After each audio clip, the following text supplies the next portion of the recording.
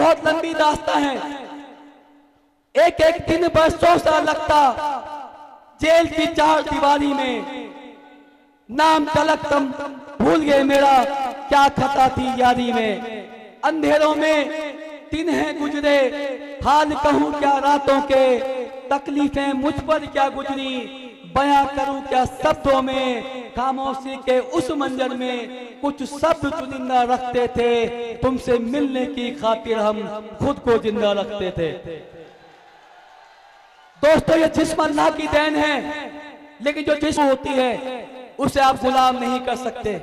उसके ऊपर आप ताले नहीं लगा सकते, जंजीरों में नहीं बांध सकते। जिस्म अभी बंदी है मेरा, होती रूह गुलाम नहीं। तूफान में यूं छोड़ के जाना, बात तुम्हारी आम नहीं। जब मैं मायूस था, परेशान था, अफसोस करता था कि किन लोगों को ताहिर तूने इतना तन मन धन लगा के मजबूत किया जिन्होंने साथ छोड़ दिया।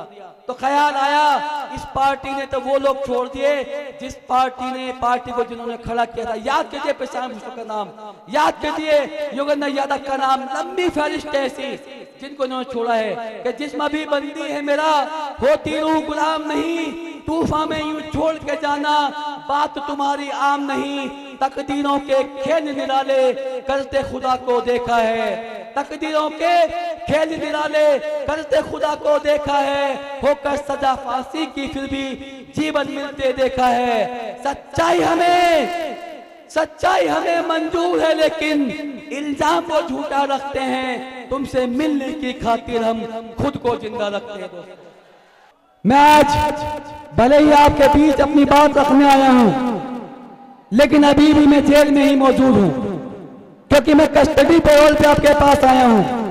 आप देख रहे हैं मेरे साथ हमारे दिल्ली पुलिस के जवान खड़े हैं। ये इनकी ड्यूटी है कि इनको मेरे साथ मेरा हाथ पकड़ कर रहना है।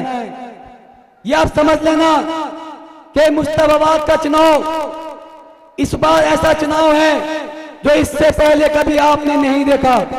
लेकिन देश ने ऐसे बहुत सारे चुनाव देखे हैं जहां इस तरह के हालात पैदा हुए हैं। आप सुन पा रहे हैं मेरी बात? भैया थोड़ा पीछे परेशानी हो रही है, आप लोगों को बैठना पड़ेगा। मैंने इसलिए ये साइड में कर दिया, मैं और आगे आ गया। पीछे वालों को थोड़ा, आगे वाले थोड़ा बैलेंस बना दें भैया। दोस्तों, 2020 के अंदर फरवरी का महीना था, 8 फरवरी की तारीख थी जब दिल्ली विधानसभा का चुनाव हुआ था। उस चुनाव से पहले 2015 का सन था जब भी दिल्ली विधानसभा का चुनाव हुआ था। उससे पहले जो चुनाव यहां हुए थे, जब पहली बार विधानसभा बनी थी मुस्तफाबाद की, तब हम सब ने एक सपना देखा था कि मुस्तफाबाद का अपना एक विधायक हो जो मुस्तफाबाद की परेशानी को समझ सके, देख सके। बहरहाल हमें एक मौका मिला। कांग्रेस पार्टी ने उस वक्त हसन भाई को विधायक का टिकट देकर चुनाव जीतने के लिए भेजा और मुस्तफाबाद ने अपनी जिम्मेदारी निभाई, हसन भाई को चुनाव जिताया।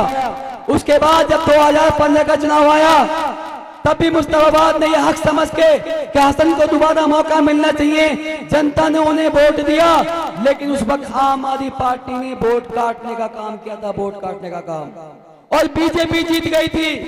लेकिन जब 2020 का चुनाव आया तो उस वक्त इसी मुस्तफाबाद की जनता ने हाजी यूनुस को चुनाव जिताया, ये कहकर कि हाजी यूनुस साहब तीसरे मुकाम पे थे, हक छूट गया था, इनका हक बनता है, इनको चुनाव जिताना है।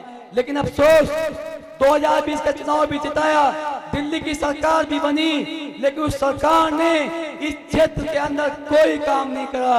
आज 5 साल के बाद मुझे आपके बीच आने का मौका मिला, लेकिन जब मैं यहाँ घूम रहा हूँ, गलियों में दौड़ लगा रहा हूँ, सड़कें देख रहा हूँ, नालियां देख रहा हूँ, जगह जगह गंदगी के ढेर हैं। माशाल्लाह हमारे भाइयों ने इतने शानदार अच्छे मकान तो बना लिए, लेकिन सरकार ने कोई भी विकास का काम यहाँ नहीं किया। वो बात करते हैं शिक्षा के मॉडल की। मैं दिल्ली की जनता से कहना चाहता हूँ कि शिक्षा का मॉडल देखना है तो मुस्तफाबाद में देखो किस तरह के यहाँ के बच्चे टीन के स्कूल में पढ़ते हैं, 4-4 शिफ्ट में आके बच्चे पढ़ते हैं। अगर आप हेल्थ की बात करते हो तो मुस्तफाबाद में आके देखो यहाँ क्या सुविधा है। अरे यहाँ तो किसी माँ बहन की पेंशन का भी इंतजाम नहीं है। ये बात आप सब बात जानते हैं। आज 2025 में आ चुके हैं दोस्तों। 2025 का चुनाव है, विधानसभा चुनाव, और ये दिल्ली का विधानसभा इस बार 3 लोगों के बीच में चुनाव हो रहा है। 3 लोगों के बीच में अगर 2 सीट हम छोड़ दें, ओखला मुस्तफाबाद, तो 68 सीटों पे जो प्रत्याशी हैं, या तो आपसे केजरीवाल के नाम पे वोट मांगते हैं, या आपसे मोदी के नाम पे वोट मांगते हैं, या राहुल बाबा के नाम पे वोट मांगते हैं। कोई प्रत्याशी अपने नाम पे वोट नहीं मांगता दोस्तों। मुस्तफाबाद और ओखला ऐसा चुनाव है जो जनता का चुनाव है, प्रत्याशी का चुनाव है। सड़क से संसद तक आपकी आवाज उठाने वाले मर्द मुजाहिद असदुद्दीन ओवैसी साहब का चुनाव है। फैसला आपको तय करना है कि जो आपके भाई खान हैं या अली हैं, आप उनको मजबूत करके केजरीवाल को मजबूत करते हैं, या मुस्तफा का भविष्य सुधारने के लिए हिंदुस्तान के अंदर जो जुल्मियत हो रही है, जो मजलूम पिस रहे हैं, जो नाजायज लोग जेलों में बंद हैं, नफरत के शिकार हो रहे हैं, उनकी आवाज उठाने वाले भाई असदुद्दीन साहब के हाथ मजबूत करने हैं दोस्तों। मैं तो आपका अपना हूँ, 30 साल से आपके बीच में हूँ, मुझे कुछ कहने की जरूरत नहीं है। मुझे आप वोट दोगे तब भी मैं आपके लिए लड़ूंगा, नहीं दोगे तब भी मैं आपके लिए लड़ूंगा दोस्तों। वोट आपकी है, फैसला भी आपका है, मगर इंसाफ कभी किस्मत का है। एक वो अदालत है जो देश की अदालत है, जहां पर मैं, मेरे बीवी बच्चे, मेरा परिवार कानून की अदालत में इंसाफ की लड़ाई लड़ रहे हैं। एक ये जनता की अदालत है, जहां मुझे इस देश के संविधान ने, बाबा भीमराव के अंबेडकर जी के संविधान ने लोकतंत्र की एक ताकत दी है कि जनता के पास जब 5 साल में एक दिन आता है तो उसे भी इंसाफ करने का मौका मिलता है। ये जनता की अदालत, आपका वोट, मैं आपसे इंसाफ मांगने आया हूं। मैं आपसे वादे नहीं करता, क्योंकि वादे कोई पूरे नहीं करता। मैंने काम करके दिखाया था, मैं आगे भी काम करके दिखाऊंगा दोस्तों। हालात ये हैं कि कब्जे में है, कब्जे में है जिनके हुकूमत और जमाने वाले हैं। कब्जे में है जिनके हुकूमत और जमाने वाले हैं। ठहराते गद्दार हमें, हम जान लुटाने वाले हैं। हम हैं हमीदी, हम हैं हमीदी कौम के वारिस, शाहिद है तारीख मेरी, जंग में हमने दी है शहादत, सर को कटाने वाले हैं। जो लोग आज हमसे ये सबूत मांग रहे हैं वफादारी का, अरे पहले खुद तो तय कर लो। पहले ये बताओ कि वफादार कौन है, फिर वक्त खुद बताएगा गद्दार कौन है। दोस्तों, चुनाव के बाद जो हुआ सबको मालूम है। मीडिया में सिर्फ मेरा नाम चला था, वो नाम था आम आदमी पार्टी का पार्षद ताहिर हुसैन।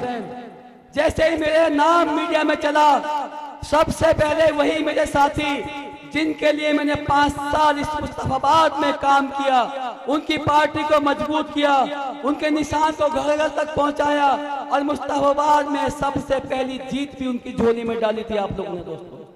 वो साथी जो मुझे अपना भाई कहते थे, वो साथी जो मुझे अपना साथी कहते थे, जब मेरा समय खराब हुआ, मेरा वक्त खराब आया, तो सबसे पहले उन्होंने ये कहा था कि ताहिर हुसैन को गिरफ्तार करो, जेल में डालो और डबल सजा दो। क्या ये बात सही थी? क्या जांच तक रुकना चाहिए था? आज भी जांच चल रही है, आज भी मैं निर्दोष हूं, आरोपी हूं, और यही कानून का अधिकार है कि मैं जनता की अदालत में इंसाफ मांगने आपके पास आया हूं। बहरहाल ये सब आपको देखना है कि जब लॉकडाउन था, कोरोना था, बहुत सारे लोग जो दुनिया से चले गए, बहुत सारे लोग, हजारों नौजवान जो जेल में बंद किए गए, लेकिन ये ताहिर हुसैन सबके लिए फिक्र करता था, सबके लिए दुआ करता था, और खुदा का शुक्र भी अदा करता था कि जहां इतना बड़ा नुकसान, इतनी जानें चली गई, ताहिर तू भले ही जेल की ऊंची ऊंची दीवारों के पीछे है, भले ही तू मोटी मोटी सलाखों के पीछे है, भले ही तेरे बच्चे तुझसे दूर हैं, भले ही तूने अपनी बीवी का चेहरा नहीं देखा, भले ही तूने अपने बूढ़े माँ बाप को नहीं देखा, भले ही तेरे नौजवान जो मुस्तफात के वास से उससे दूर हैं, लेकिन दिल्ली और देश के अंदर हजारों करोड़ों वो लोग थे जो ईमान वाले थे, ला इलाहा इल्लल्लाह वाले थे, जिन्होंने दुआएं दी इस मुस्तफात के लिए मुझे, और आपके सामने आज जिन्ना सलामत आपके सामने हूं। दोस्तों, दर्द की बहुत लंबी दास्तां है।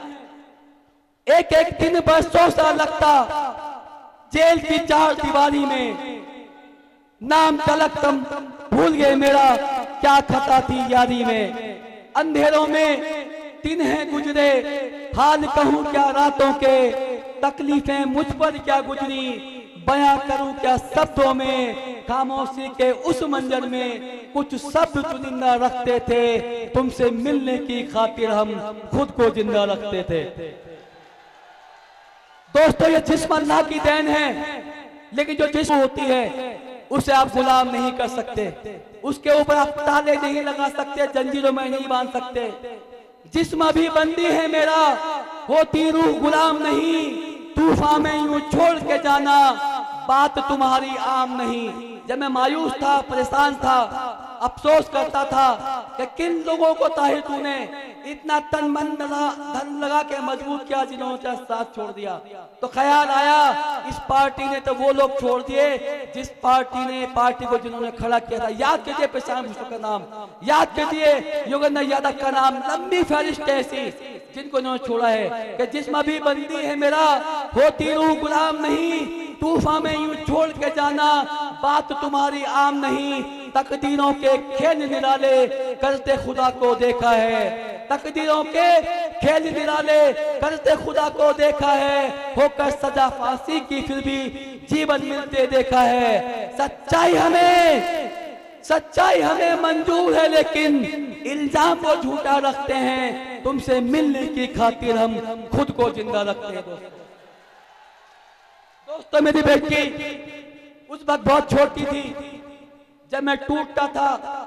जेल से बहुत सारे साथी हैं जो जेल काट करके आए हैं, सबको मालूम है कि 5 मिनट की कॉल की सुविधा हर कैदी को मिलती है। जो उसके घर वाले वो नंबर उसको देते हैं, इसका एफिडेविट लगता है, वो ऑटोमेटिक सिस्टम है दोस्तों। फिंगर लगा के 5 मिनट उसके घर कॉल कनेक्ट हो जाती है। अब 5 मिनट में जितनी बातें आप कर सकते हो आप कर सकते हो। उस वक्त मेरी बेटी मुझे बोलती थी, अबू आप रोना मत, अबू आप परेशान मत होना, आप निर्दोष हो, हम आपके साथ थे उस दिन, आपने हमारी जान बचाई थी, आपने हमारी हिफाजत करने के लिए घर से बाहर निकले थे अपने छत के ऊपर, हमारी दुआएं आपके साथ हैं। मेरी जैसी मेरी बहनें देश में इतनी दिल्ली में थी कि दुआएं हमारे आपके साथ हैं। अबू आप छूट जाओगे, हमें सुप्रीम कोर्ट भी जाना पड़ेगा तो आप निर्दोष साबित होगे। दोस्तों, जब ये बेटी मेरी बोलती थी, ऐसा लगता था कि मेरी बेटी क्या हर वक्त दरवाजे पे खड़ी है, इंतजार कर रही है। तो मैंने कहा था कि दरवाजे पर नजर है उसकी, दरवाजे पर नजर है उसकी, इंतजार मेरा वो करती है, जल्द आओगे वापस तुम अबू, बेटी मेरी ये कहती है। अरे जख्म हमें दंगों के देकर बर्बाद हमें करवाया है, नाकामी उनकी थी फिर भी मेडल उन्होंने पाया है, होंगे बरी अदालत से हम उम्मीद ये ताहिर रखते थे, तुमसे मिलने की खातिर हम खुद को जिंदा रखते थे। दोस्तों, मैं ये बात आपसे इन शब्दों के जरिए इसलिए कहना चाहता हूं कि सारी बात विस्तार से करूंगा तो रात भी खत्म हो जाएगी, मेरी परेशानी, मेरी मुसीबत, मेरी तकलीफें खत्म नहीं होंगी। लेकिन ताहिर हुसैन मुसीबत से घबराने वाला आदमी नहीं है, ताहिर हुसैन तकलीफों से दूर भागने वाला आदमी नहीं है। ताहिर हुसैन वो शख्स है जिसने गंगा के किनारे छोटे से गांव में जन्म लिया था। ताहिर हुसैन वो शख्स है जिसके बाप ने मजदूरी करके उसको पाल पोस के बड़ा किया था।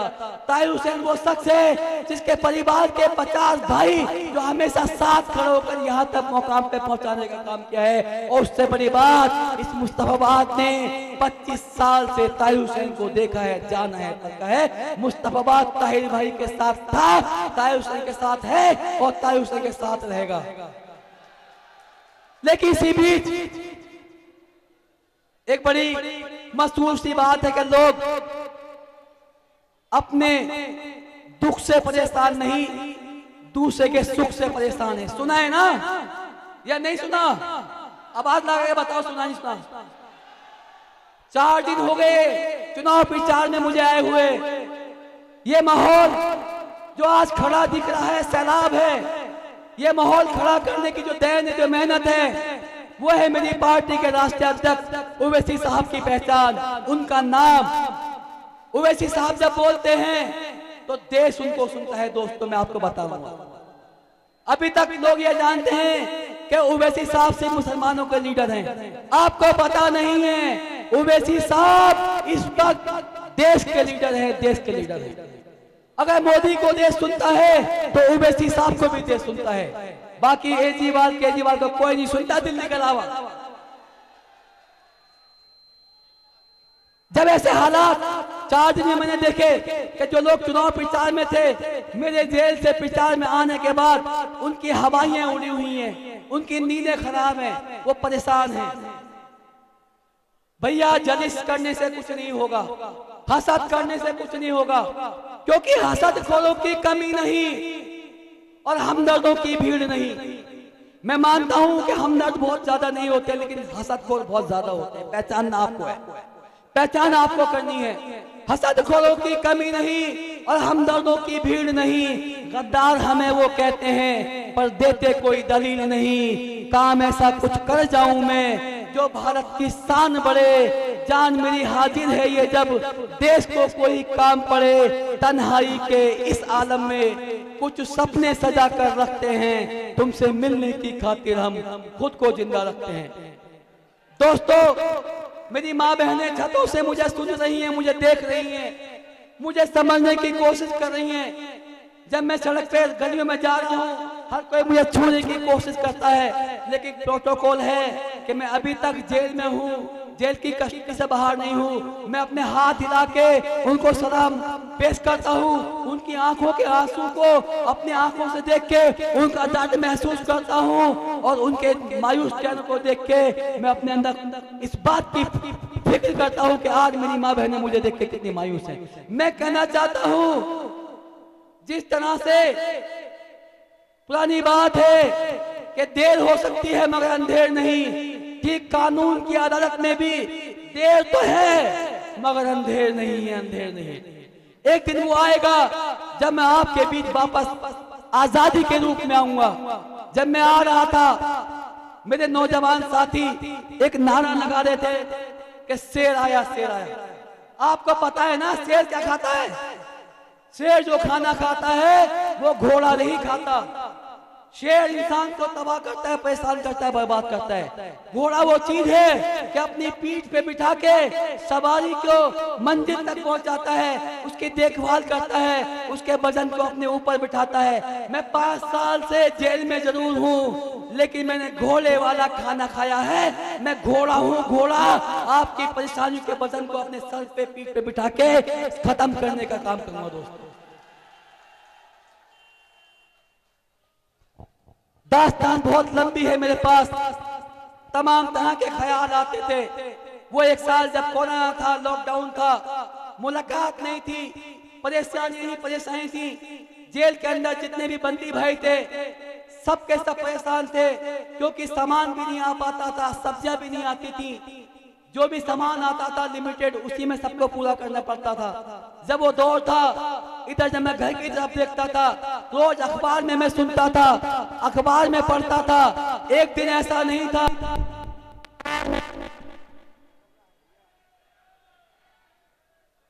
ऐसा कोई दिन नहीं था जिस दिन टीवी चैनल में मुझे गालियां न दी जाती हों। ऐसा कोई दिन नहीं था जिस दिन ये बड़े बड़े पत्रकार जो प्राइम टाइम के शो चलाते हैं मुझे फांसी के झूले पर न लटकाते हो। मैं बड़ा डरा हुआ था, बड़ा सहमा हुआ था, बड़े परेशान था। मेरे मन में आया कि ताहिर जिंदगी शायद अल्लाह ने वहां से बचा दी, अब आगे जीने से क्या फायदा है। तेरा परिवार परेशान है, तकलीफों में है, आंसू के सूख न रही है। जितने भी लोग थे जिन पे भरोसा था, जिन पर यकीन था, सब छोड़ के जा चुके थे, अकेला रह गया था, तन्हाई थी, अलग थलग था। मेरे दिल में आया कि मजबूर हैं हम इतने कि मर भी नहीं सकते, मजबूर हैं हम इतने कि मर भी नहीं सकते। इल्जाम जो है झूठे, देंगे जवाब सबके। दोस्तों बुजुर्गों, आज 5 साल के अरसे के बाद मैं आपके पास आया हूं, आपके बीच आया हूं। जिस दिन नॉमिनेशन करने की परमिशन कोर्ट में मुझे मिली थी, न मालूम कहां कोर्ट के बाहर कुछ हमारे मीडिया भाई आ गए थे, मीडिया वाले, पुलिस की कस्टडी में था। काफी ध्यान रखा जाता है कि हम किसी रिस्ट्रिक्शन न कर सके, बात न कर सके, लेकिन किसी की पीछे से आवाज आई कि ताहिर हुसैन साहब, आप मुस्तफाबाद से MIM के प्रत्याशी बनाए गए हैं, आप चुनाव लड़ने वाले हैं, अब आपको कोर्ट ने भी परमिशन दे दी, आप कुछ कहना चाहते हैं मुस्तफाबाद के लिए। मेरा हाथ पकड़ के खींच लिया गया, मैं पीछे गर्दन घुमाई। अल्लाह ने मेरी जबान से कहलवाया था कि बोलेगा मुस्तफाबाद, जीतेगा इंसाफ। गलत कहा था या सही कहा था बता दो। बोलेगा मुस्तफाबाद, बोलेगा मुस्तफाबाद, बोलेगा मुस्तफाबाद। मुस्तफा का नाम कायनात के 2 जहां बादशाह का नाम है, दोनों जहां के बादशाह, जिनको हम और अपने प्यारे नबी महबूब मुस्तफा के नाम से इस मुस्तफाबाद विधानसभा को जानते हैं। उस नाम को पूरे भारत देश में बदनाम करके डाल दिया।